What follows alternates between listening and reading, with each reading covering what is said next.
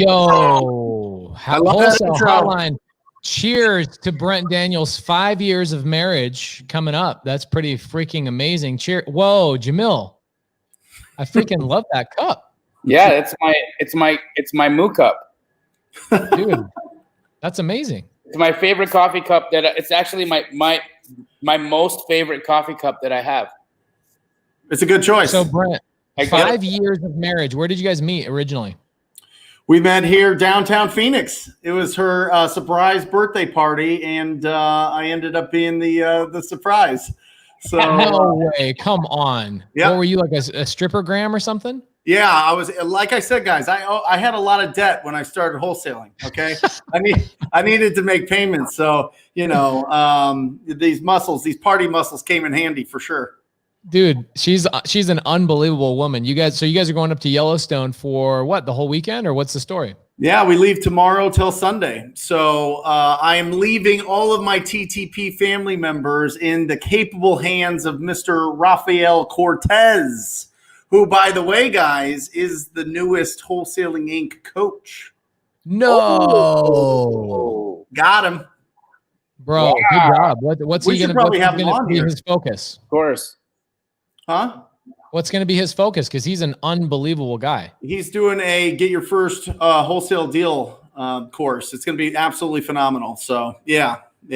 We're really excited about him. And this is he gets both barrels of the TTP family. Cause you guys know, they all have my cell phone number. They all can reach out. They can all text or we call, and we communicate every single day with them. And so taking some time off with Aaron and Yellowstone, it's going to be tough to do that. So I left all the instructions for people to reach out to Rafael, and I'm excited. I'm excited to go and just spend some time and see some wildlife and just live life. It's going to be great. Will you be back for next Monday, or are we going to have 100%? Come on. I plan to trip around this hotline. Come on. Leave Tuesday, come back Sunday. We can't miss this. This is one of my favorite things of the week. I mean, I am truly, guys, it was really interesting. I was listening to a Gary Vee podcast today, and he was talking about destroying fear and anxiety with gratitude. And I think that is so spot on. I mean, some of this stuff is out there, but it is so absolutely true. I mean, we are just so blessed to be in the position that we are. We're so blessed with a lot of the things that we have, and just being grateful. You guys know when people fly in on Fridays for my team meetings, we start every team meeting off with gratitude. Everybody goes around the whole table or around the studio and says something that they're grateful for. That's how we kick off our team meetings. And then we get into a scoreboard. Then we get into, a lot of the things going on, what deals we have, all that stuff. But we always start with gratitude. And I think that that's so incredibly important, especially on days where maybe we got beat up on the phones. Maybe a deal fell through. Maybe, something didn't happen or whatever else, whether it's something personal or professionally. Having that sense of gratitude and having a really, really firm grip on it, I think, is absolutely critical. So I really like that and wanted to share. You've got your brother watching. Actually, all three of our brothers is watching right here. That's right. Aren't you hanging out with him, Jamil? Aren't you hanging out with? Yeah, I'm going to be with Cody on a houseboat in a couple of days. Actually, I'm excited for that. It's going to be fun. Awesome, and that's a work event. Yeah, we're going to Powell. It's Cody's event. He graciously invited me on, I think right after our Wholesale Hotline show, actually, is how that happened. And he's going to be really, really pouring in on pay-per-click and all of the direct to seller lead generation techniques that they use to scale his operation. And they're going bananas out there, and so I'm literally going with a notebook so that I can learn, and then I'll do a little talk on Dispo, which will round things out. But really excited for that. I'm expecting to learn a lot. Absolutely. Yep. Love it. Can I start with a quote? Please. Now that we've got the little agenda and formalities out of there. I like this. This is really interesting. And I think that this is true in a lot of cases. And it kind of goes into that anxiety in a different way. But most of us tend to suffer from agenda anxiety. The feeling that what we want to say to others is more important than what we think they might want to say to us. Right? I think that that's so true. I think a lot of times, and I think that that happens, you know, we have a lot of people that are new to wholesaling on this show. And I think that one of the toughest parts is being real natural, right? Really building a good rapport. And remember, the ultimate rapport that you build is collaboration, is real collaboration. And I think that you need to give yourself enough credit, everybody out there listening or watching this, that you have had enough friendships, you've had enough relationships, you've had enough opportunities to communicate. Just be yourself and just bring the tools that we bring on the show with you. And you're going to feel really confident and certain that you can help people out. And I think that once you stop worrying about what you're going to say next and start just flowing and understanding and listening to what the distressed property owner or your cash buyers are saying to you, you're going to be a lot more happy and you're going to be unstoppable. I really believe that. It's an interesting spin. I've got an interesting spin on that. I appreciate you saying a couple of things, especially on the collaboration front. Jamil and I just left Texas and we were there for a whole week. We went through Austin, San Antonio, Houston, and Dallas. An amazing week. Amazing, amazing. It was so funny because the number one question I got was, where's TTP? Where's Brent? I want to meet Brent. I go, you know what? Next time. Well, maybe we'll get him next time. But here's in our last stop in Dallas, I had a wholesaler come up to me and he said, hey, can you come talk to my wife? And I said, I'd love to. I'd love to go talk to your wife. So I get into a conversation with his wife and I said, you know, how's it going? What do you think about this business? And she goes, well, he dragged me here. And I don't know how I feel about all this kind of stuff. I just don't understand it. And I sat there and listened to her. And I finally look over to him and I said, you haven't been listening to your wife. You brought her here because you have an agenda to get her convinced that wholesale is the right business for your family, but you haven't stopped to listen to what she thinks or figure out how she should play a part in this business as well. You've been just trying to cram your agenda down her face rather than stopping and listening and caring about what she had to say. So it goes really deep. It's not just your relationship with your sellers or your lenders or your title company. It also goes down to the most important relationship of all, which is your wife, right? Or your husband or your partner, however you guys see that in the world. But that's super interesting. I really like that quote, Brent. Do you mind saying that one more time? Yep. Most of us tend to suffer from an agenda anxiety, the feeling that what we want to say to others is more important than what we think they might want to say to us. I love it, man. It was so good. As I left, you know, his wife comes and tugs me on my shoulder and she says, thank you so much. And I said, I didn't do anything. She goes, you actually listened to me. You actually listened to what I wanted to say. My husband's just been trying. The funny thing is, here's the word she used. I've been listening to his agenda about this for multiple months. Yep. So if you're not collaborating, guys, you have to collaborate with your wife, your partner as well, right? So I freaking love that quote. You heard that from Gary Vee today, or is that from one of your books? Oh, no, this is just, I got this little books, Change Your Words, Change Your World. Phenomenal. So it just has a ton of really good stuff. And I just kind of flip through it every single day to just kind of get pumped up or have an idea or just spark something. So yeah, it's phenomenal. It's a good pickup. I love that. I love that. Thanks for sharing the quote. What do you guys say we jump into some questions? I had a couple of questions in my Instagram DMs that were so basic for us at our level in the business. And I'll tell you guys, we're wrapping up the month. So we've got 3 days left in the business. Cody and I are at 20 contracts this month so far in the month. And I'll tell you guys where we broke broke it down. Give me some bell ring, bro. Give me. Thank you. We have a lot of direct to seller. So I'd say 16 of those are direct to seller. They vary between our door knocking team, driving for dollars, cold calling, and our texting campaign. So basically between 2 to 6 contracts, each one of those deals. But we also get referrals, right? Probate attorneys. Jamil's currently working on probate referral for me.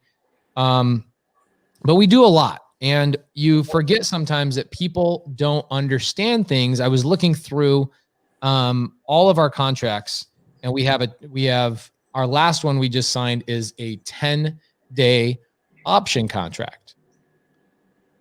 And I was talking about it on a live, and somebody says, "What's a 10-day option contract?" And I said, "Oh my gosh, it's like one of the best parts of wholesale." Let's say that you can't get a seller to a specific number. Let's say my all negotiations have failed. I haven't been able to build a rapport well enough. And I say, you know, in some people look at a 10-day option as a last ditch effort.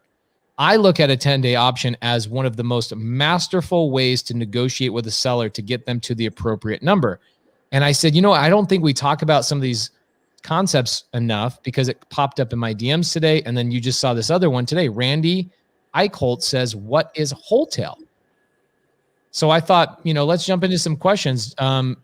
TTP, how would you describe a wholetail deal? So wholesale, here you've got an opportunity to buy this property. You put it under contract, and you decide, you know what? Maybe you don't have the biggest cash buyer database. Maybe you don't have the powerhouse that Keegley is in your market, but you know if this property goes on the MLS, it's going to be a feeding frenzy, and you got it at the right price. So you lock up this price with every intention of closing it. You're going to actually fund this deal. You're going to get the money, whether it be your own, whether you borrow it, whether you partner with somebody, whether you joint venture, and you're going to close escrow on this. And all you're going to do is you're going to get the utilities on, you're going to get the junk out of the property, and you're going to put it right on the MLS. It is like a flip without doing all of the fix. Right? That's essentially what a wholesale is just grabbing that and putting it right on the market. Now, some people get a little bit confused thinking, because some different markets, guys, and you guys can attest to this and maybe talk about it a little. Some people think that wholetailing is just, I'm going to lock this thing up and I'm going to just put it on the MLS and find a cash buyer that way and assign it. No, if you are assigning it, that's a wholesale. If you are closing on it, you're putting it right back on the market. That's what a wholesale is. It's a phenomenal strategy depending on your market and depending on how strong your cash buyer database is. And obviously there's some cost involved there. You know, you've got to close it. So you got to pay the title and escrow when you buy it. Right. And hopefully you have such a feeding frenzy when you sell it that the buyer will pay your closing costs when you sell it. But you got to own it. You got to get insurance on it. Hopefully, please do. Okay. And make sure that you get the utilities on it. Typically, sometimes you can get away with nothing, but it's a lot better if there's lights on and there's utilities running, unless there's some sort of major issue with it. But it's a great strategy. Yeah, for sure. I love it, because in this market, when we have really, really low inventory, and I'd love to hear Jamil's take on what our inventory level is here in Phoenix, and also what we're hearing across the country, because Jamil's tied in, you know, obviously his franchise is basically in every big market. But when you're in a market where your inventory is very low, meaning families that are looking for homes are having a hard time finding, or even rentals are hard to find right now. Mm-hmm. If you can squeeze out an extra $15,000 or more on just simply taking the property down, like Brent said, getting a loan, hard money loan, and there's lenders here in Arizona like Frank West that will fund 100%. You don't have to put any money down. They'll even pay the closing costs for you. You turn around and you throw that house back on the market. Now, I don't believe it's worth it to go and wholesale a deal unless you have an upside of at least $15,000 extra dollars. Even then, I also think if the renovation costs more than $5,000, I think it's not really a wholesale at that point. I think it's more of a fix and flip, right, guys? Yep, I agree. My thoughts are on wholetailing that if you're going to take the property down and you're absorbing the risk of taking title, you might as well spend the extra 14 days, 15 days and squeeze out the entire renovation and just get the dollar out of it. Because my opinion is that taking a property down exposes you to a little bit more risk, and you should be rewarded for that risk. But why take that much of the reward for the exact same amount of risk? Because the time to close the appraisals, all of that is the same as a regular fix and flip. The only difference is those few, maybe 2 weeks, maybe 3 weeks of additional work that you'll be doing in the house, where you can realize substantially more upside from doing the renovation. So if my personal preference is to do the fix and flip, but wholetailing, people do it. I never understand why you just would leave a 1/4 squeezed lemon on the table, you know? Yeah, we don't really I mean, the way I look at it is most people that are actively wholetailing are making $30,000, $40,000, $50,000 above and beyond an assignment fee, and it's not a new strategy, and it's not a new investor strategy. Meaning, if I just started wholesaling, I would not suggest doing a wholetail as my first deal, maybe not even my 20th or 30th deal, right? Like, you want to get your feet in the game, wholesale a bunch, and then as I get comfortable, I start networking. I'm squatting up with people who have some resources such as construction backgrounds or hard money backgrounds. Then at that point, you start looking at the wholesale. But it's not a beginner strategy. I would say wholesale is a little bit more advanced. Wouldn't you guys both agree? Oh yeah, 100%. I agree. It's scary. If you're brand new in the business, I would forget that word for now.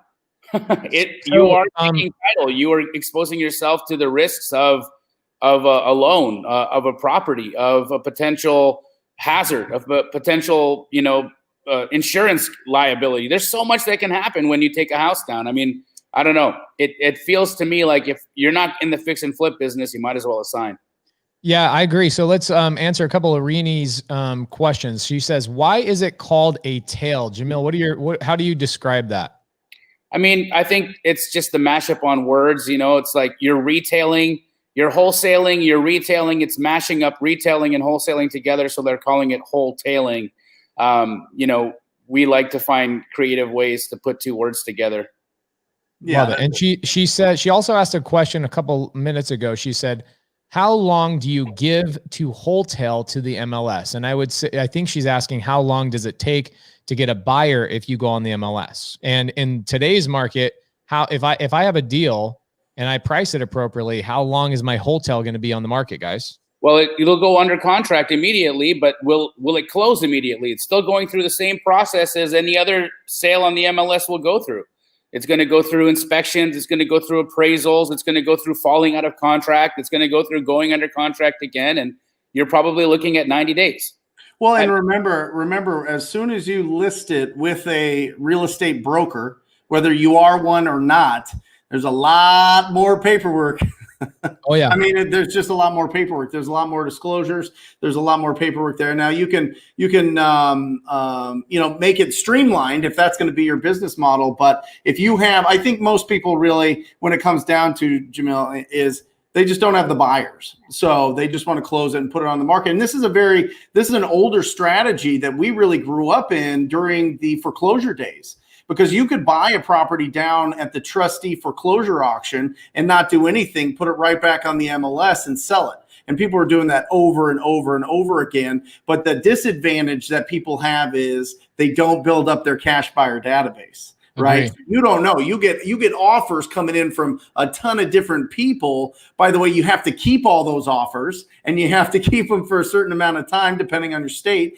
And you have to upload them and you have to do all these things. If you are, listing it as a retail property, essentially is what it is once it hits the MLS. So there's a lot that goes into that. I totally agree that it should be avoided in the beginning. If you feel more comfortable buying properties and putting them out there on the MLS, then do it. But I think that you can just you could take the action that we talk about on this podcast, on this show, listen to what Jamil is saying, and crush it with just assignments. By the way, guys, I agree.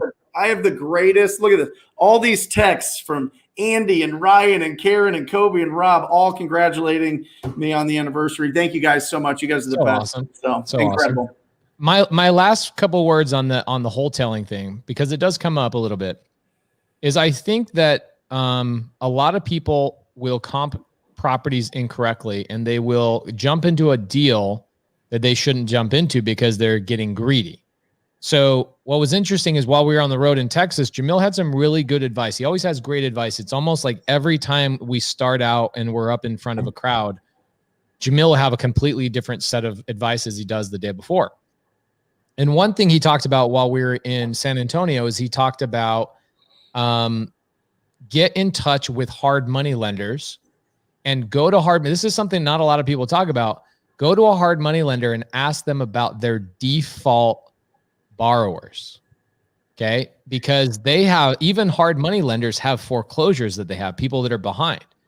And in my experience, because I know Jamil's hard money lender, Noah Brochus, one of the best people in the entire state, an unbelievable human being, he will send you a list of default borrowers. Okay. And just say, hey, if there's anybody here that you can help. And my experience is that a lot of those people were thinking they were going to wholesale and they bought the deal incorrectly. And they started over improving. Guys, it's a slippery slope. The smart thing to do is to stick to wholesaling. Yep. Especially for your first year. Crush it. Take everything that we're talking about here and stick to the easy peasy stuff and move on, move on, move on. Just look for the next seller to help. Don't get yourself in that bad situation. Great advice. Perfect advice. Yes. For Renee here, you can actually wholesale, Renee, if you are looking to do that. Everything comes down to disclosure when you're a realtor. And so as an agent, if you intend to buy the property yourself and you're going to close it and then resell it, you just have to disclose. You got to disclose that you are in the transaction as a business looking to make a profit when you buy it, and then when you sell it, that you're an agent that's not making any representations to the condition of the property, and that you're unaware of any of the deferred maintenance that's required, and buyers to perform all their own due diligence. If you create and always over disclose as an agent, you'll never be in trouble. That's an interesting conversation because I don't know if her name is Renee or Rini, but she's on here quite a bit. She asks really good questions. She's very supportive of the show. And the majority of her questions pertain to her being an agent and then also doing investing. So, Brent, I've never been an agent. Jamil, yep. I don't believe has ever been an agent. But Brent, you were a very successful agent at a very popular brokerage. Yeah. Where does that line of questioning come from? Is that something that agents are taught from their broker that they can't do certain things? Like, where does that line of questioning come from? Well, it's wild, and I applaud Rini or Renee because Rini. Huh? Reading it again, I think it's Rini. Rini, yeah. No, I applaud it because here's the thing. I have spoke in front of agents, like 200, 500 agents, talking to them about wholesaling, and it goes completely over their head. You know, wait a second. I can just go and I can be the buyer myself, and I can do all these things, and I can source opportunities myself. It just doesn't make sense. They want to work with people that own the properties and represent them. And I get it. But the difference in my career was I would average $7,500 a commission. Okay. Now I average $28,000, right? Every assignment. So I mean, way less work and no disclosure, right? Way. Not only that, but it's just, I'm my client. I am my client. So every real estate agent person out there, everybody that's interested, I applaud you. I love that you are on here because this is a way better life. Like the sun is shining, birds are chirping, there's rainbows. Like life is so much better when you can control your schedule because you are your own buyer. It's absolutely incredible. And plus, the action is so much more fun. It's so much more fun. It's so much more fun negotiating and getting into it and building these relationships with incredible buyers and people that have a ton of money and they need to put it somewhere. And you're the guy that they go to or the gal that they go to because they want a return on their investment that they can't get buying whatever stock or whatever or Bitcoin or something. You know what I mean? It's so exciting. So what I would say is stay on the path, learn as much as you can. But the biggest hurdle that I see with agents is they always have their agent hat on and they go to appointments thinking that this is a regular seller. It's not. This is the 6 to 10% of the market that's in distress. You need to go as the buyer. Okay, go as the buyer. You're just going to confuse them if you don't. Put on that buyer hat. Remember, when you are the buyer, you determine the value. It's not the real estate agent. It's not the market. It's not an appraiser. It's not the seller. It's a ready, willing, and able cash buyer. If you think that property is worth $40,000 to you, that's what it's worth to you. Don't go in there bringing out all your market data and all these things and giving them options. You're only going to confuse them. Go in there and see if they're ready to trade equity for speed and convenience. Boom! Love that. Absolutely love that. I love getting your perspective because I just don't come from that world. I really appreciate you doing that. Yep. I don't know what you guys' interest level is, but Matt Beard, who runs my door knocking team, we just got a deal today. And the way he closed the seller is the seller's like, I'm too busy. I have a job. So Matt Beard calls him and says, whatever amount of time it takes for you to come sign this contract with me, I will pay you your hourly wage for your job for you to call in sick. So he had the seller call in sick. That happened today. The seller called in sick. Matt gave him his hourly wage, went and signed the contract today just to get the guy over some excuse. And Matt was like, hey, I want to come on today and tell you guys about this experience, but I don't know if Matt's available or not. And if anybody would care about hearing the story about the door knocking deal or not. Oh, we'd love it. But that's the moral of that is there's always a way. There's always a way. There's always a way to put it together. There's always a way if you're being creative. And we can just free flow in this business. We can just go and provide, different solutions for different people. But the fact is, if they are truly motivated, then we need to remove all the obstacles. I don't care if they need to remove all the stuff from their house. I don't care if they've got a tenant that won't answer the door. I don't care. There's ways to get in there and get that deal done and just put in the extra work. Don't stop at the first hurdle. That's where everybody stops. It's their 95% stop, and Matt being the 5% that goes past it. Yeah, I appreciate that. It's one of the best things about Matt is that when we first met him, he was an agent. Speaking about agents, he was an agent 1 year and 2 months ago. He comes to us and goes, man, I am so done with the retail market. The second I get a buyer that wants to buy a house, I take them out to see houses 3-4 times. Next thing you know, I see them on Facebook posting that they bought a house through their cousin. And he's like, are you kidding me? I need to get out of this world. I need to create my own deals and control my deals all the way through, which is what you were talking about, Brent, is you are the actual client all the way through your own deal, right? Listen, so if you don't think that technology is going to chip away at that 6%, 5% commission, you are being real silly and naive 100%. Right now, because I am telling you, there's going to be a time where you don't need a real estate agent to list your property. All right. These things are going to change. So you need to evolve into being the buyer yourself. So I think anybody that's watching this, they're already on that path. I'd love Jamil's answer to this, to Trey Wise' question here. Trey's been educating himself on wholesaling for about 2 weeks.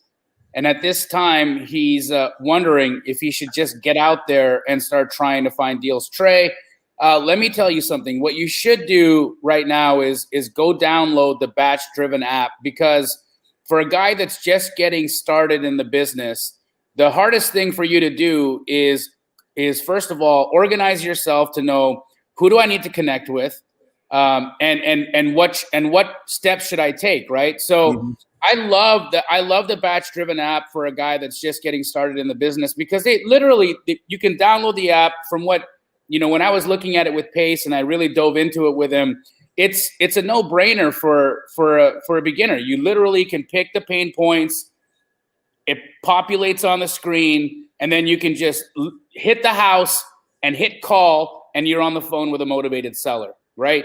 And so, Trey, I think that if you don't get out and do things now, you're very well going to put yourself in a state of analysis paralysis. Now, Trey, let me give you the caveat here. If you haven't learned how to comp a house yet, do that first. Or find a Keegley franchise in your area. Explain what comp means.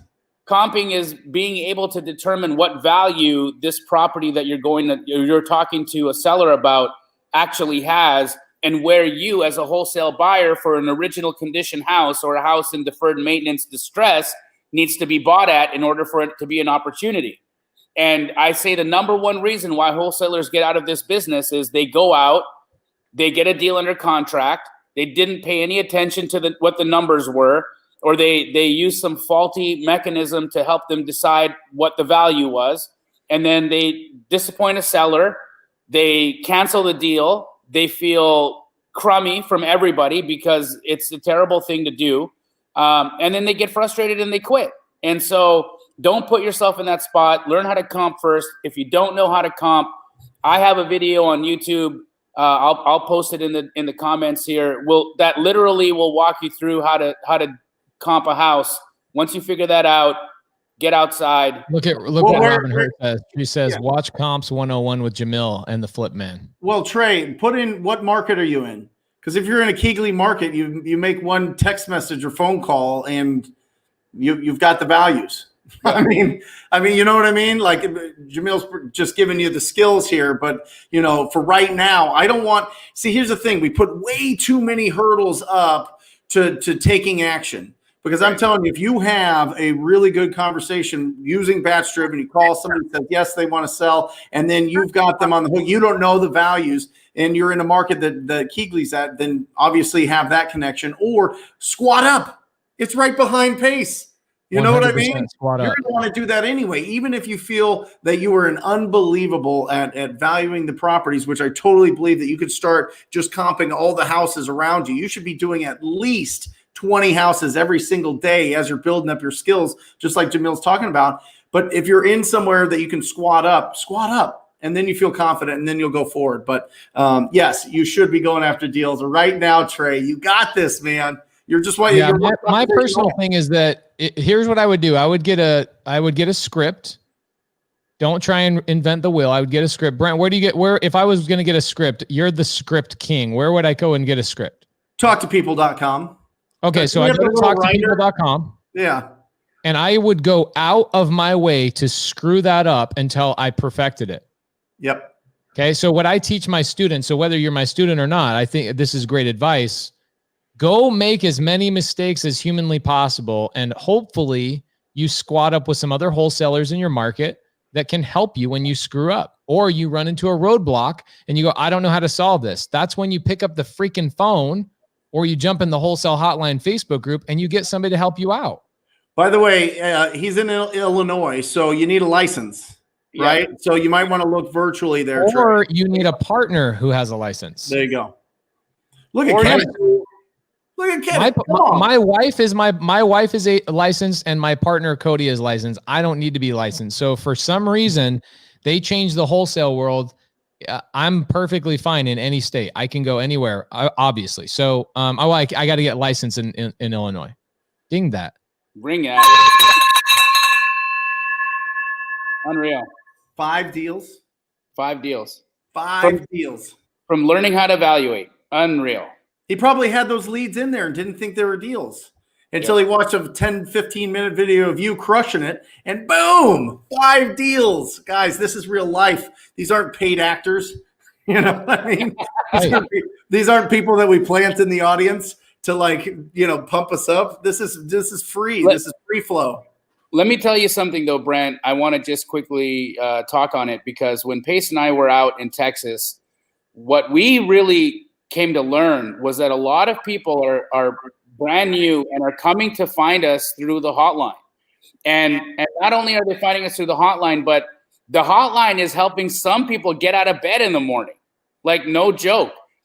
For guys that are cold calling, they put the hotline on in the background and it motivates them to do the task or the activity that they're working on that day. And so, guys, whatever it is, whatever that one thing is that you use, it doesn't need to be the hotline. If it's Gary Vee, if it's Tony Robbins, if it's spa music, I don't care. Whatever it is that gets you jazzed up and makes you feel that you've got the energy that you need to take action, do it. Do it. Yeah, absolutely incredible. And listen, we were all, each one of us, were beat up financially, and built up $1 million businesses using these same things. This is not theory. There's no theory going on here. This is real life, nitty gritty. Do this type of instruction because you will be successful.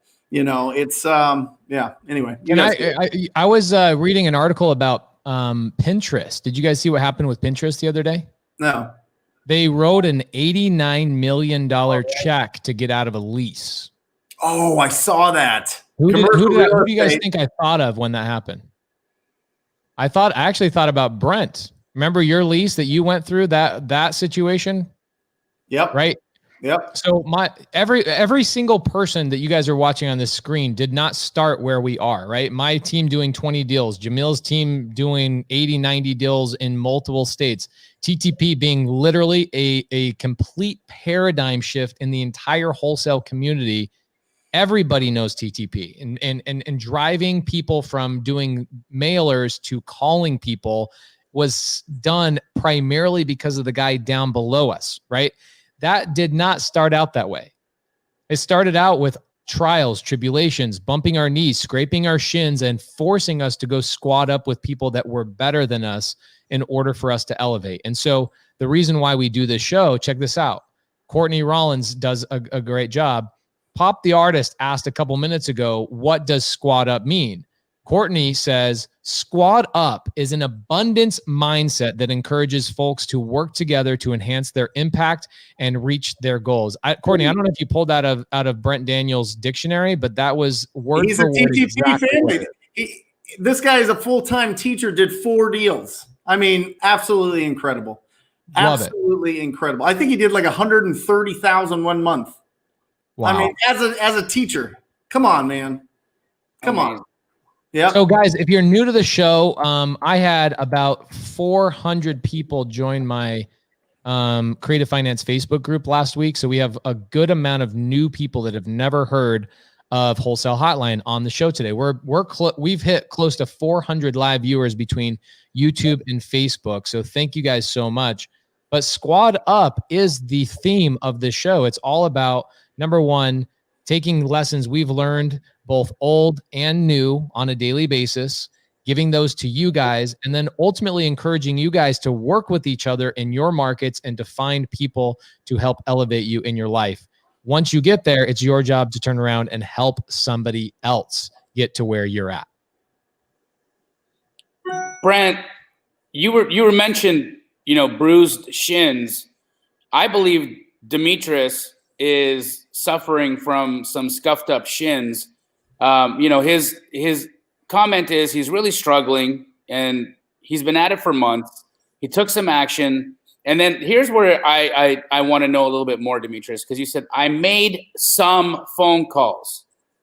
So I want to know if that's a throwaway, like I made a couple of calls, I made 10 calls, I made 20 calls, I made 5,000 calls, I made 50,000 calls. You got PropStream, made a list, but you feel lost. Okay, getting PropStream, making a list, those are cool, but that's basically buying the workout wear and the Jordans to go to the gym. Let's talk about how many reps you did, because the thing that I'm focusing most on in this is when you said you made some phone calls. Let's talk about the volume. Brent. Yeah. Let's give Demetrius an idea of how many phone calls he needs to be making in that. There he goes. He says, no, only like 20 calls. How many phone calls does Demetrius do you think he needs to make over 90 days to realize the deal? Well, here's the thing. All right, Demetrius. First of all, you've done something that 99.9999999% of humans in this country will never do. And that is you picked up the phone and you called a stranger and you asked them if they would consider an offer on their property. So I applaud you. You have it in you. You've got that pilot light. You've got that fire in your belly. You've got this. What it comes down to typically is the 3 Ps. And I'll get specifically into your question in a second, Jamil, but I think it's important to set it down, right? The 3 Ps, this is what destroys us from consistency. This is what makes us unsustainable in our efforts. Procrastination, paralysis by analysis, and perfectionism. Okay, one of those 3 or a multiple of those 3 are affecting you right now. Probably the 4th one that sneaks in there is probably the patience part, right? You need to have patience with it, and you need to be consistent. You need to be making calls every single day. You need to carve out, just start out with 10 minutes for a whole week. I'm gonna make 10 minutes of calls for a whole week. And then the next week, you're gonna make 20 minutes of calls every single day. Just 20 minutes. And then I'm going to make 30 minutes. And then I'm going to make an hour. What you need consistently, you need to build it up to where you're calling for 20 hours. Okay. About 20 hours over 90 days, right? 20 hours, hopefully a week. That sounds bananas. Wait, calm down. It's not that crazy, but that's going to give you the rocket fuel to build your momentum. I want you to have more conversations so you have more opportunities, so that you're constantly and consistently being in conversation with distressed property owners, but just do it a little bit at a time. I think the problem is he's probably not stacking the small wins. He's probably not giving himself enough credit. And he's probably looking at us or other people on Instagram balling out, showing checks, throwing cash, having a cash gun, going crazy with hot babes, with big old dumpers, all around, and, that's not where you're at. You're starting out. And when you're starting out, just stack the small wins and watch out for those 3 Ps and just stay consistent. It does work. It will work. Just keep building up your skills, keep building up your talents. And most of all, build it so that it is sustainable in your life. If you make it sustainable to where you're getting energy from these efforts, you will be unstoppable. But I congratulate, honestly, 99.9999999, whatever, as many nines as you want to go, will never pick up the phone and call a distressed property owner. So I applaud you. I love you. You've got this. Keep going. Yeah, I love that. You guys both know about 75 Hard, right? The fitness challenge. Of course. So Jamil and I were in Houston. We go to dinner with Tomas and his partner Jose out in Houston. Great guys. Last time I saw them was 11 months ago. Okay. And they come to our event. I look at Jose and I go, oh my gosh, I don't even recognize you. Where'd you all go? And he says, I did 75 Hard. And we start talking about it, right? And 75 Hard is one of these things where you go 75 days in a row doing a very specific regimen. And if you stop on day 74 and you have a cheat meal, you got to start all the way back over on day 1. So what happens, and I thought about this with wholesale, people will go call 20, 30 sellers, and then next month they call 20, 30 sellers, and then 6 months later, they've basically done that over and over and over, and they say they've been trying to wholesale for 6 months. Guys, if you stop calling sellers at some point, you got to start back on day 1. You got to start back on day 1. It's not 7 days hard. It's 75 days hard for a reason. Mm-hmm. You got to go all the way through it. Okay. Yep. So there's a couple of people in here that corrected and solidified corrected Demetrius so he could be on the right path. And then also solidified what Brent was saying is it just takes consistent work. And Demetrius also made a comment. He said he's in Fresno, California, and people there are greedy. I've got something for you. I got to tell you something. Everybody is greedy across the country. The way to fix that is to filter out the people who are greedy and focus on squatting up with like-minded individuals. Here's what I would do. How do you find like-minded individuals to help you keep accountable? I would look for a TTP student. I call them the TTP alumni. I would look for an Astro student, or I would look for a sub 2 student, because our students are taught to squad up and help people who are in need. I don't care if you just learned this about wholesale on Brent Daniels' YouTube channel 3 days ago. Our students are taught to help people turn around and lift them up. So I would go into the Wholesale Hotline Facebook group and I would say, hey, my name is Demetrius. I'm from Fresno, California. And you're going to have a lot of my students in Fresno. You're going to have, oh my gosh, Rudy Barrera is going to jump all over you, Demetrius. Rudy just got a deal a couple of days ago. He's going to jump all over you and help you out. People are greedy all over the country. It's our job to change that by filtering those people out. Love it. 100%. Wasn't our best market, by the way? What was top 3 best events we've ever been on, Jamil? Fresno was amazing.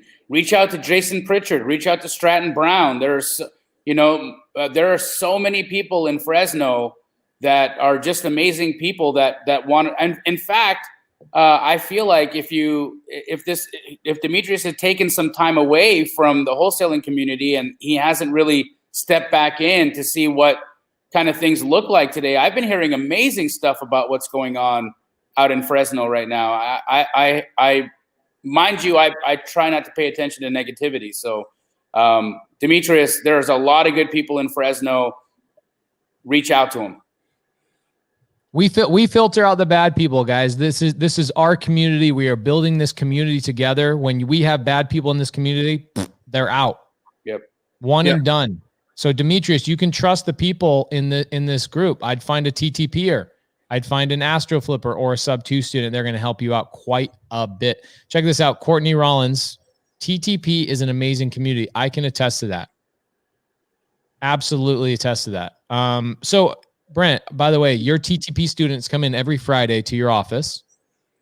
Yeah, it's an open invitation. Anybody in the TTP program can fly in or drive in wherever you're at, spend the day, spend the morning at least. Usually, they've had enough by about 1 or 1:30, but they see my scoreboard. They see what's going on. They see the action. They meet my team. They see how they break it down. Any questions are answered either by myself for some of the little things that they need to tweak. But for tracking numbers and for what's working for us right now, they've got a phenomenal opportunity to meet with the team. So it's great. And, some of these people, Pace, that we go into the podcast studio because they have closed deals and we share their story and it's beautiful. And one of the things that I wanted to mention, a lot of the people are giving out their Instagram. Some of them are giving out their cell phone number on Wholesaling Inc. podcast. And I mean, talk about givers. I mean, it really is. And there's just something different about people that invest in themselves and get into these programs, not to make it a thing, but it really is. There's just a different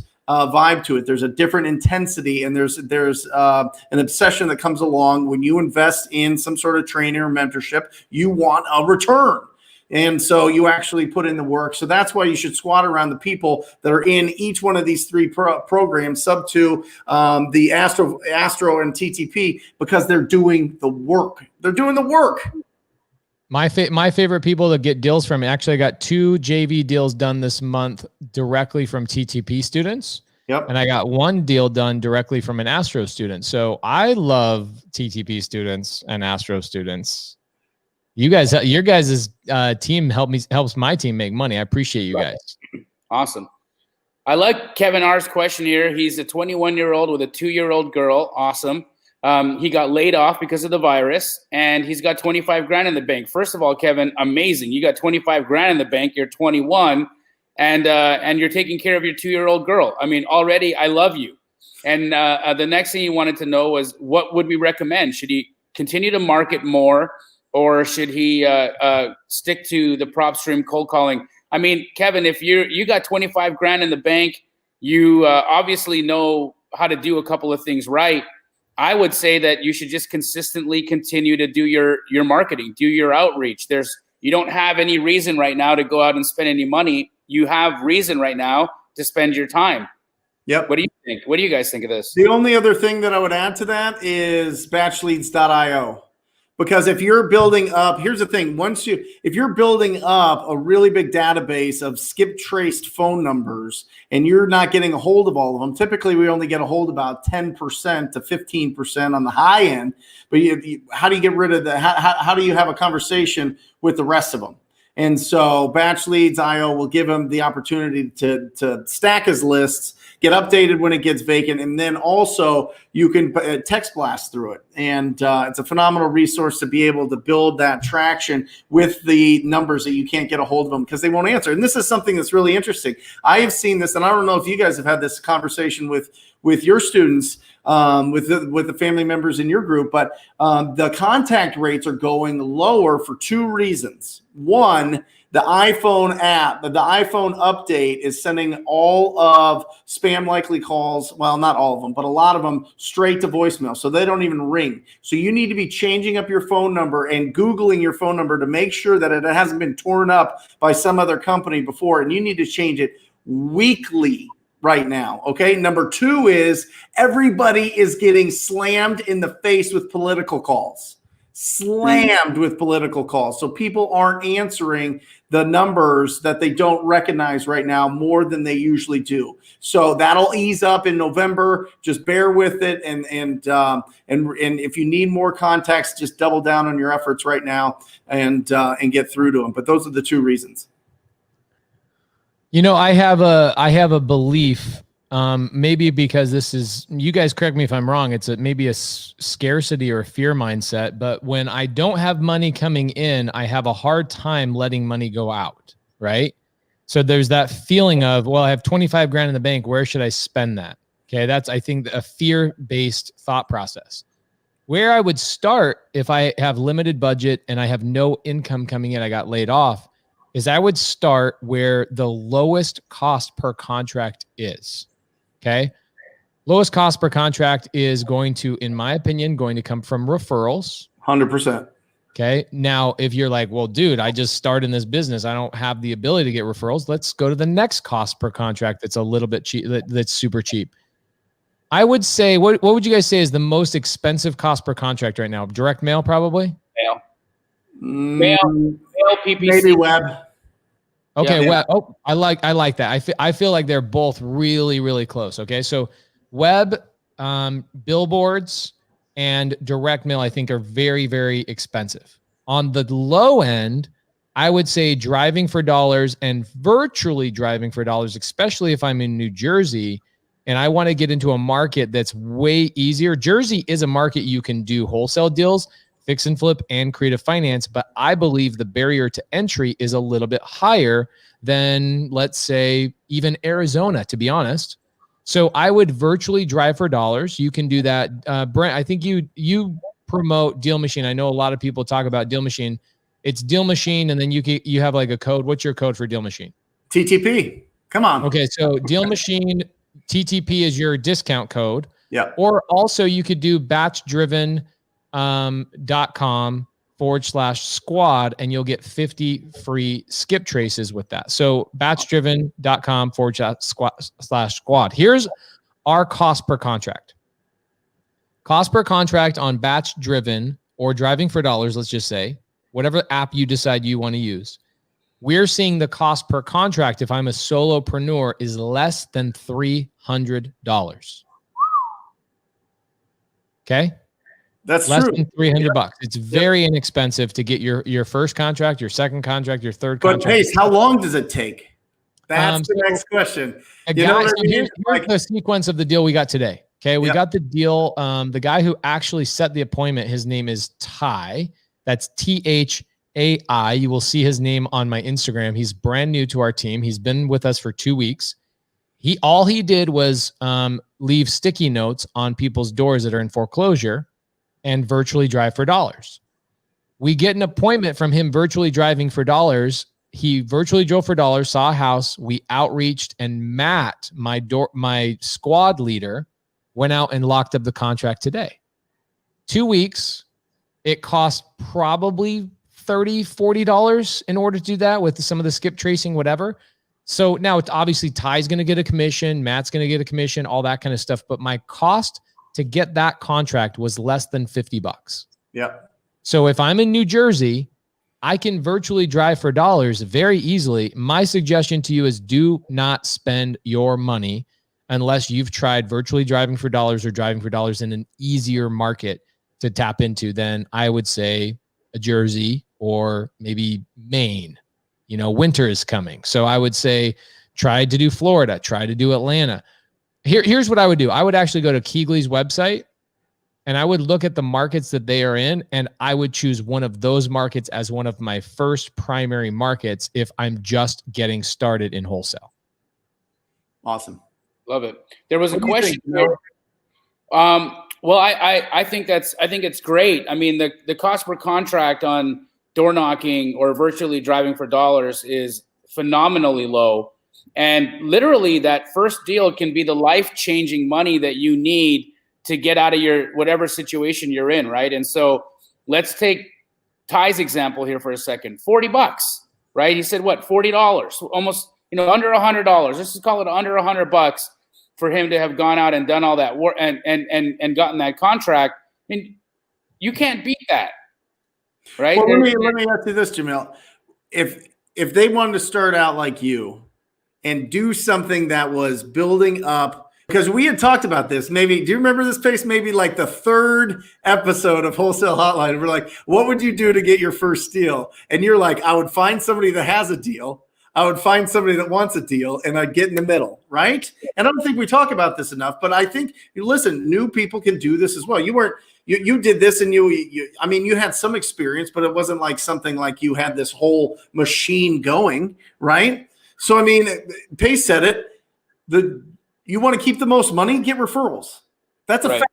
That's a fact of business around the globe, in the universe. You know what I mean? Talk about a deal that came from a referral that we just got in last week, and I talked about it with Pace actually on our drive or while we were out in Texas. But so I got an agent deal, and part of my referral business was going out and communicating with realtors all across Phoenix and letting them know that I was the go-to guy for cash transactions. Like I was going to be the person that they needed to work with to get their deals done, right? But I also said, I need you to do me a favor and not tell anybody who I am, right? Because I like to remain private. And that air of mystery is, I think, what made a lot of people really resonate or get intrigued with me and give me an opportunity to look at their deals. And so you guys might be familiar with Monique Walker. She's like she's in the top 5 agents in this state. And I've been doing business with her for about 4.5 years. And just last week, we closed a deal where she's making $45,000 as a commission, and we are making $45,000 on the sale. And how, you might wonder, how is that possible when that deal cost me $0? So she gets a seller who's looking for a specific price on a deal. She represented me, the buyer, on that transaction. And my work with Monique is such, I split the upside on every single deal I have with her. And so here, on a $125,000 purchase, which would typically be a $3,000 check for a realtor, and not very interesting, that deal turned into— And a lot of work, bro. A lot of work for, like, you know, because it was a hoarder situation. It was a terrible house. And all she had to do was turn that over to me. I bought it, I wholesaled it, and I cut her a check for $45,000. And that deal cost me $0. Do you know how she found it, real quick?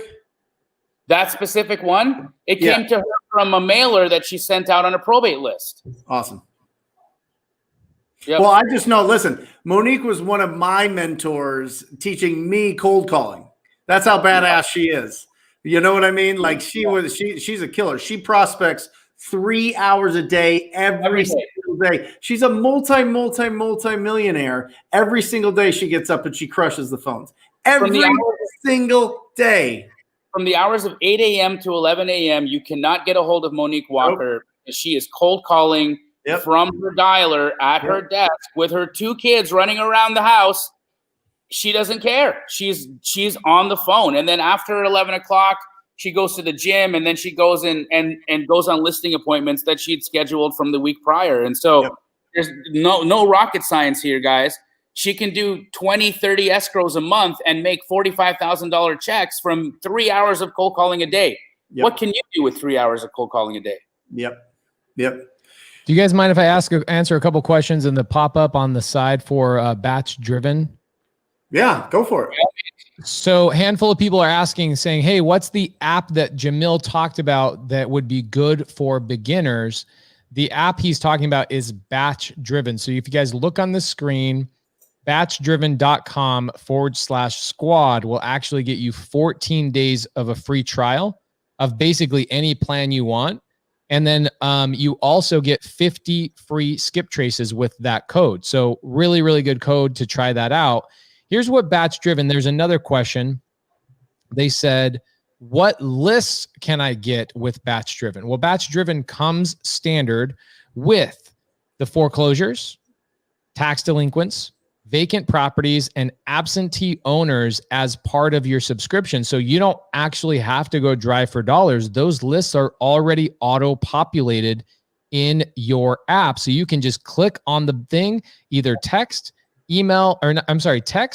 call, or direct mail that client or that seller right there from the app. You don't need to drive for dollars. You don't need to virtually drive for dollars. However, the app will do that as well. Another question was, can I add multiple members? Yes. I have a team of 6 people that use that app right now on my team. All 6 people are under one subscription. So guys, check out batchdriven.com. If you're brand new, you haven't gotten a deal, and you're limited on budget, the best app for what we're talking about, especially the way we use it. My team uses it for door knocking. We love door knocking, but you can use it for driving for dollars and virtually driving for dollars as well. So batchdriven.com/squad is the code to get you guys 14 days free to try it out. It's a question for you, Pace. Troy 504 Home Buyers says, quick question on sub 2 that I have. Do I have to pay the taxes on the profit? I currently have a buyer that will pay $10,000 above market. I'll make $400 a month on it. Here's the thing. You have to pay taxes on every piece of income you receive in your entire life, unless your tax write-offs supersede how much money you made. So what I talk about a lot is I say, hey guys, I have tax-free wealth because of the way I structure my business. Troy, you are absolutely going to have to pay income tax on that money, 1,000%. Now, if you have rental properties, your rental depreciation can wipe out that income, therefore putting you into a tax-free situation.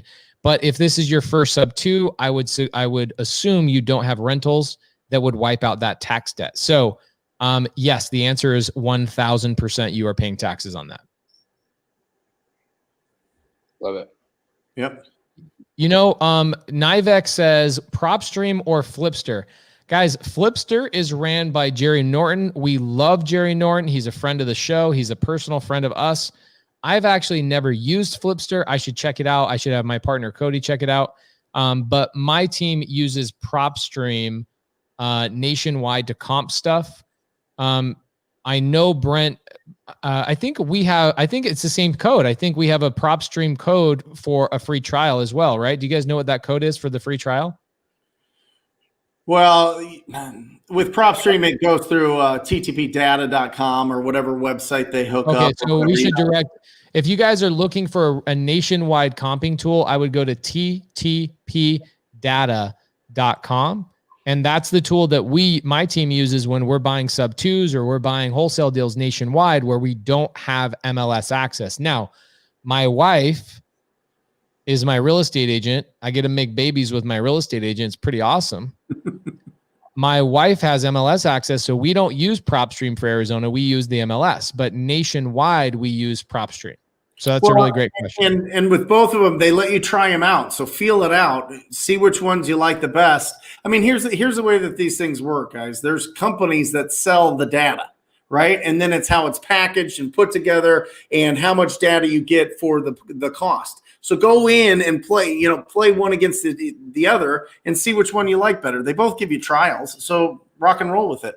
Just don't get too in the weeds with it. Play around with it, do some comps, see what you get, play around with it. You know what I mean? And see which one you want to work with, and, make that decision and move forward. Yeah, this is why we give you guys free trials. We know the owners of most of these businesses, and they give us the ability to promote a free trial because we don't want you guys just going and swiping a credit card without testing this stuff. You need to go test it before you make a commitment. Yep. This is a really good topic. I like this. Kind of on the same vein of what we talked about a little bit before is go make mistakes and then squat up.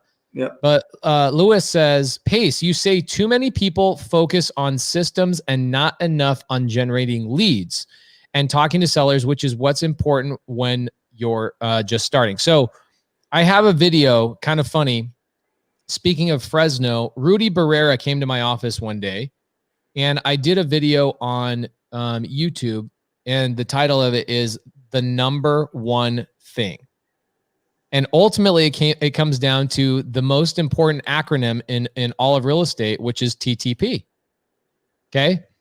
If you're so worried about your podio and you're this and you're that, look, those things are cool, But the most critical thing is how many people are you talking to every single day? Now, I get people that call me and ask me questions about, hey, how do I automate this and how do I automate that? And I go, I don't know. How'd you do it on your first couple deals? They say, oh, well, I haven't gotten a deal yet. And Mike, then throw all those questions away. The only question you should ask me is, how can I TTP? How can I talk to more people? Yeah. That's ultimately what it comes down to. Do you guys both agree? 100%. Well, listen, there's three main things when you're starting. Three main questions. Who do I talk to? Just like Jamil was saying earlier, who do I talk to? How do I communicate effectively with them? And is this a deal or not a deal? Until you have those three things down, I don't want you making a logo. I don't want you having business cards. I don't want a website. I don't want, magnets on your car saying we buy houses or bandit signs out or anything. Who do you talk to? How do you communicate effectively? And how do you know if it's a deal or not a deal? And we talk about all those things on here. Those are the three main things. You get those things figured out, you can start playing around with that. And then, Mr. JMG here has like the biggest company, right? He has to have the systems. He has to have these things. At what point do you think that they make that progression, Jamil? You know what I mean? At what point do they start? Is it a dollar amount? Is it a deal volume amount? You know what I mean? Because people are like, well, yeah, but what's that next step? What's the next step? We always are wanting to evolve. So get those three things down. At what point do you think that they should start thinking about the other things? Honestly, I didn't start looking at systems until I started building a team. Yeah. Because up until that point, it was just me, my notebook, my pen, and my cell phone, right? I didn't need any trinkets. I didn't need to go out and do a lot of stuff. But back then, when I was first getting into the business, things were a little bit harder. Like, I remember when, let's call the void 2 years ago, right? 2 years ago, a shift started happening where we started to just start hand delivering more and more and more easy ways to do this business, right?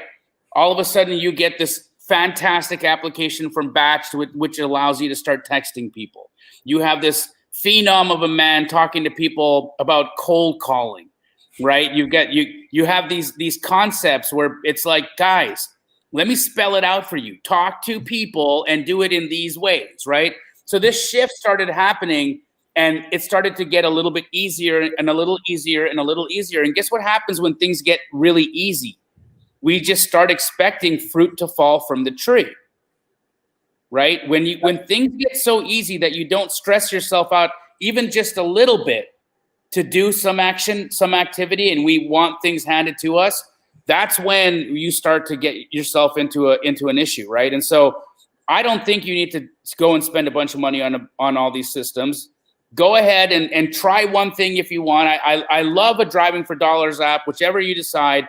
You go knock or whatever, batch driven, you do the batch driven, you do Deal Machine, or even PropStream apparently has a driving for dollars app. We're not biased here, guys. This is not about telling you to use one over the other. It's just about, if you really feel like a system is what you need to take action, then use the system as a crutch. But in the end, it's your mouth that has to go chop, chop, chop. That's it. Right? You got this question? Alan, yes, that's exactly what you just described is exactly what happened. The profit was 90,000, a little over 90,000, but we had closing costs to accommodate for, and I split the upside 50-50 with the referring broker. That's how you get a broker to refer you deals.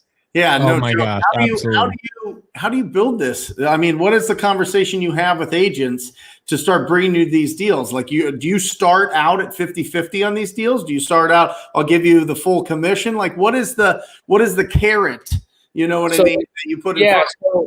Hi, my name is Jamil. I'm a cash buyer looking for a deal. I need to either keep my crews busy. Everyone's kind of waiting around, twiddling their thumbs, trying to look for another project. If you come across anything that's in distressed condition or an original condition, I will pay full price for that. I pay full price for properties in distressed condition. So I'm not looking for a pretty house. I'm not looking for a brand newly renovated home. I'm looking for something with deferred maintenance. And then the next thing that they say is, I've got a ton of people that I work with already that I send my deals to. So I'm not really interested in bringing on anyone else. I get that. But will the other people that you refer your deals to split the upside with you 50-50? Because I will. What does that mean? Well, what I mean is, if I make $100,000 on that exit, I'm going to give you 50 grand. What investor do you have that's going to put you in that situation without having to take any risk? And guess what happens? The phone starts ringing, deals start coming in, and you start cutting checks for 50% of your upside. And then you know what? You're going to have some people say, why should I spend 50% with you? This was something that we brought up. We actually learned in San Antonio is how people are so worried about carving up imaginary pies that no one's eating any pie. Yeah, that's like somebody's bringing you a pie and you're like, all right, I'm going to eat all of it. I'm going to give you a little slice. Well, can I just share it with you? I'll bring you more pies. You like pies, right? Pie? No, I'm going to eat this pie and enjoy it. You just whatever. You bring your pies to somebody else. What? What crazy. Are we talking about here? That's bananas. That's crazy town. That's crazy town. Ricardo's got a question. He actually typed this a couple of times. Give us some wholesale contracts. I posted my wholesale contract. It's here in a link. Brent, do you have a wholesale do you give out a wholesale contract? Talktopeople.com. But Ricardo, talktopeople.com. Make sure that you talk to somebody in that market, squat up with somebody, or talk to an attorney or an escrow officer or a closing attorney. Just make sure that if there's state-specific language that needs to be in there, that you use that, okay? Because sometimes it differs from state to state. So you can get Brent Daniels' wholesale contract from talktopeople.com. I have a wholesale contract that I just gave you guys the link to in the show notes. So look over in the comments and just posted that. There was a really good one in here. Somebody has a deal. Can I, before we get off this, and you can pull it up, Jamil, imagine this, right? We talk about spending 3 hours a day calling distressed property owners to get deals, right? How much damage could you do if you spent 1 hour a day cold calling real estate agents and having that conversation you just had?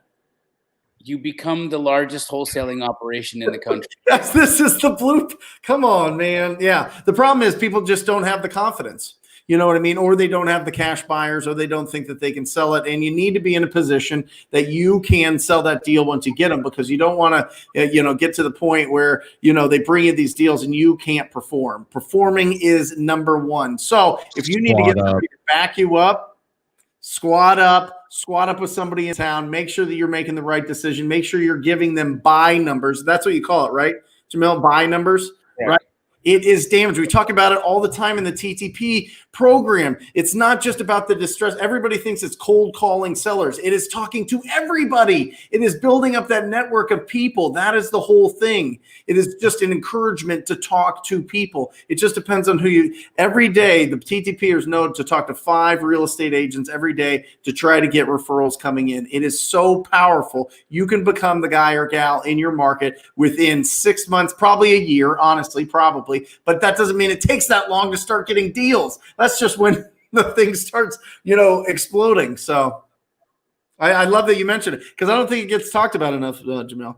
It doesn't get talked about enough, so much that I actually at 3:00, so 2 hours before we went live, I got on the phone with an email marketer and I said, you know what, my buddy Jamil, as I was driving from San Antonio to Houston, made $100,000 deal with a real estate agent. We need to go back to all of our real estate agent relationships and start drumming that back up. And I actually have a flip going on right now with a real estate agent in Phoenix who came to me and said, I want to learn how to fix and flip. I saw you on Instagram and I just want to bring a deal to you. So what we're going to do is we're going to just document the process through a couple of videos, and I'm going to utilize those videos to market to other real estate agents and say, hey, this is what we're doing with other agents. So guys, once you do get your first deal from an agent, I would definitely take that success story and go back to other agents and show proof of concept and continually beat that drum, because we took our eyes off the prize, and I'm sitting there watching Jamil crush it. Keegley probably, I don't even know how much Keegley makes with real estate agents, but you guys absolutely destroy it with real estate agents, dude. We do. Sending a settlement statement to them. Oh my gosh, come on. To the new prospective buyer, the agents. That's incredible. Hey, Mr. Agent, a lot of people talk the talk. We actually walk the walk. I'm going to send you a quick email. Check it out. Look at what Monique Walker just made.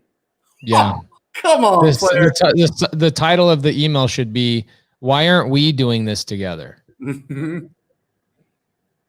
That was probably my most inspiring moment, because I know Monique, and I know how good your guys' relationship is, Jamil, but I also know that you have great relationships with insurance agents. I know you have great relationships with dozens and dozens of other agents, because you guys perform and you guys do a great job, right? So you re-inspired me to go beat that drum again. Awesome. I love it. Here's a great question from Nathan. He has his first deal under contract. What are the best ways to go out and get a cash buyer? He's going to start with PropStream, but ultimately, what would we recommend? And so, Nathan, here's what I would do if I was you. Let's pretend the market you're in is Phoenix, because that's where I live. So what I would do is first of all, I'd look at what properties were flipped nearby the property that I have under contract. A lot of folks that have done a flip want to buy where they know the market in the specific area. I would also look at what properties were just newly listed that appear to be flip properties, and I would reach out to the owners, because guess what? If they just listed a flip on the MLS in the last couple of days, they're probably ready to buy their next one. Mm-hmm. So I'll give you an example. My friend Bobby Koslaw, who some of you guys might know, he just listed a property that he flipped in Tempe on Friday, and he got a full price offer on it on Friday. And guess what Bobby is ready to do right now? Repeat. Buy another house. He flew all the way down here to go look at some more deals, right? And so that case in point, Nathan, go find who has just listed a flip property in the market that you've got your deal in, and go reach out to those people and see if they're ready to buy their next deal. I bet you they will be. Love it. Ooh, Jamil, here's another one for you, because I'm loving the sound of your voice. Why don't you keep cranking out? Let's hear this one. Jamil, how can you offer full price to the realtor and still wholesale and make over 90 grand? Awesome. So in that specific deal, Jose, the seller came to us with a number. So when Monique was talking to the seller said, I want $125,000 for this house. Can you bring me a buyer who would pay $125,000 for the house? And guess what? I could pay $125,000 for the house. In fact, I could have paid $225,000 for the house, but why would I? They only wanted $125 grand for it. So I locked it up, and that's what I did. She was representing me. And so her fiduciary duty was to get me the best deal that she could have possibly gotten. She was not representing the agent. Now, on the other side of that, Jose, when an agent is working with a seller who has a house that is in distress, or is in original condition, or is in need of repair, the value doesn't happen until the repairs are done. And so I pay full price for the property as it sits right now in turd condition. But I am also the guy who is going to polish that turd into a diamond. And so if I decide that I'm going to chip off $10,000 of turd so that I can make a quick wholesale fee, then that's what I'll do. And so there is not, in this circumstance, you can absolutely offer full price, but you remember full price is condition specific. And who determines the price? The buyer. The buyer. Jose, remember, it's not when he's saying I'll give him full price on it. He's not saying I'm giving him Zillow value.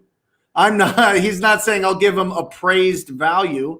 He's saying I'll give him full price of the way that the property is in as is condition. Guess who determines that price? The buyer, right? I mean, it's absolutely incredible. If that's the full price is, well, you get it. Yeah. Anyway, but it's so important because I think people hear that and they're like, oh, you're going to give them what it's, on the market for, or what they could put it on the market for the most amount. But no, it's the price that you determine. Incredible. And that's the distinction. Back to virtually driving for dollars, Pace. Here's a great question. How do you tell if a property is in distress when you're looking at Google Images? What pain points are you directing people to so that they can understand that there's distress? So this is what I do like about batch driven. So people have asked questions. What's the difference between PropStream driving for dollars, Deal Machine driving for dollars, and other companies driving for dollars app compared to batch driven? Batch driven actually gives you the pain points. It's like Pokemon Go for wholesale. You basically get to see all the emblems on the screen of people that are in foreclosure, people that are tax delinquent, vacant properties, or absentee owners. Those are the 4 hottest pain points that are super easy. You can drive and look at those properties, click on a button, and you're automatically on the phone with those sellers. So I would, now if you're now doing a wide search and you want to drive for dollars road by road by road, which we do as well, I would go to the Batch Driven Facebook group, and they do a live every Tuesday and every Friday where they show you exactly how to use the app. So again, if you want to get the trial, fiddle with it for a couple of days, and then go watch those guys virtually drive for dollars in real time, I would suggest doing that Tuesdays and Thursdays in the Batch Driven Facebook group after downloading batchdriven.com/squad, and you'll get a 2-week free trial. Hopefully that answered the question. It was great. Kenneth, yes, I'm double closing those.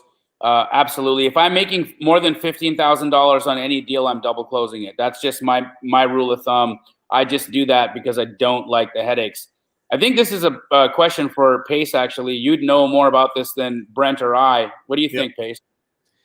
So typical cost to demo a house, let's say I'm doing a full renovation. And for me, a full renovation would be anything over $50,000 because that justifies 2 bathrooms, a kitchen, all new flooring, maybe a new roof, whatever. That's $50,000, right? That's full reno. For us, a demolition is going to take at least 2 dumpsters, okay? And 2 40-yard dumpsters are going to cost you about $1,000 to $1,200, depending on the brand and what market you're in. Then your labor to tear the whole house apart, kitchen, 2 bathrooms, all the flooring, baseboard, doors, door jambs, scraping the popcorn, all that kind of stuff is going to be about $4,000 in labor. So to demo a $50,000 property is going to be about 10%. Okay, so you're $5,000 in demo. Just that's demo and dumpsters is going to be about $5,000 before you even start the reno, which then you have $45,000 left over to do the actual renovation. Now, if you're doing $100,000 renovation, I would plan on a $10,000 demo. Why is that? Because now you're demoing the yard. Now you're going into like a whole nother world, right? You might be chipping out and plastering a pool. Your demo goes into more work. So I would allocate 10% of my renovation budget to demo. Okay. How about demolishing an entire house? Say I'm going to scrape. I got a little junker out in Maryville. It's half burnt down. I need to demo it so that I can get a clear lot. What's the cost of demo and removal? That's actually very inexpensive. You can demo a full house, permit, city fees, tractor, dumpsters, everything. You can demo a whole house as cheaply as you could do your $5,000 renovation. Because now you have one guy in a tractor with dumpsters coming in and out. And it's actually way faster to tear down an entire house down to the dirt than it is to go through manually with demo hammers and all that kind of stuff to take out 2 bathrooms, a kitchen, all the flooring, stuff like that. So when we buy, this is interesting. When we buy a mobile home that we plan on demoing and putting a new mobile home on the lot, we try and buy that home $5,000 less than I would pay for a vacant lot. Right. Because the reality is I didn't buy a vacant lot. I bought a vacant lot with a $5,000 problem. Right. So demoing a house, a regular 3-bed, 2-bath house is going to cost you between $5,000 and $7,000 to have a demo tractor come in there and take that bad boy down and haul it off to the dump. Awesome. This is incredible. Can you guys see this? 3 screens. Yeah, 3 screens. It's Casey here, local, Casey Martin here, and he's got 3 screens. He says he's watching football, Wholesale Hotline, and Compin deals right now. Oh, love that. How awesome is that? Casey, baby. I just love that I'm beside and you're beside football. I know. I made it. We made it, guys. We're beside. We're like sharing attention with the NFL. I don't know what else I could ever want out of life. Kill me now. So I'll take a crack at this shot, guys. The question is, how do you approach sellers who have a strong REI background? I have a seller that is willing to meet me at my offer, but has strict guidelines. Earnest money due at contract signing. Use their title company and 3-day inspection period. Well, a couple different things. I guess it just, number one, it just depends on the price, to be honest. If it's a really good deal, then I'm going to bend over backwards. I'm going to do what it takes. If this is a tight deal, if this is going to be a fist fight, if they're going to be breathing down your neck the whole time, give it to somebody else. You know what I mean? Let somebody else deal with it. Yeah, absolutely. And if you don't feel confident, if you don't have the earnest money to deposit, if you don't squat up, obviously, but if it's a deal, if it is genuinely a deal, which in my experience, not a lot of people that have a strong REI background want to give you deals, right? But if it is a deal and you're solid on the price, remove all the obstacles. You can handle that. Get on your horse when it comes to inspection period. And I would even say, hey, the earnest money that we agreed is $500. Why don't I give you $750, but you give me 10 days for an inspection period just to make sure that we can get going. I mean, to make sure that we can get this thing closed, right? You can play around with it. Let them win. They can win all those things, but negotiate a little bit with those terms. Remember, the terms are negotiable as well. Nobody negotiates terms like Pace Morby. You know what I mean? He'll give you $10,000 right now if you're going to sign his contract, and it's at the price that he wants. You do that. You do the scorched earth method, right? Yeah, I do it all the time. I've done $20,000. I tell people if it's a good deal, I'll put $20,000 EMD down. Here's the thing about EMD. What I would do, I did this when we were in Houston last year for that event. I had a couple of wholesalers that came to me and were like, man, I'm not taking action because I'm afraid of the EMD. Earnest money deposit. Right. So I said, if you're afraid of the earnest money, here's what I'll do. If you go find a deal, I will pay for your earnest money and you pay me $100 or a gift card to sushi. And I will put up your earnest money. Don't let your earnest money ever stop you. Because Jamil, who puts up the earnest money if you have a good deal ultimately in your guys' world? Your buyer. Buyer does.